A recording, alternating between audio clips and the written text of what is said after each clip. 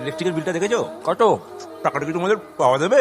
আগের মাসের লসের কথা মনে আছে? মালিক তোর ব্যবসাটা তুলেই দেবে, তখন কি করবো? বিক্রির সময় আপনাদের থেকে ভদ্র তো আর ভাবাই যায় না, তাই না? এক্সচেঞ্জ করার সময় ব্যাস আসল রূপটা বেরিয়ে পড়ে। মালটা স্টকে না থাকলে আপনাকে কোথা থেকে দেবো বলুন তো? নেই কেন? নেই জানি না, বলতে পারবো না। যাও দেখো।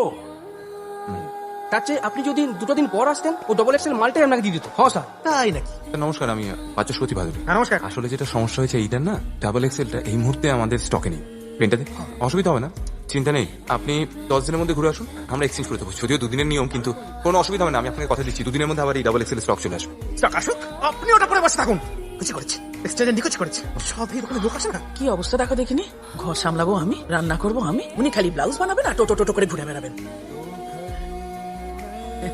হাতের পিঠে সুতো, ব্লাউজ পরা ছুতো। বাহ, এটা কি সুন্দর গো। এটা কি আমার অঙ্কে হাইস্ট পাওয়ার কিছু নাকি?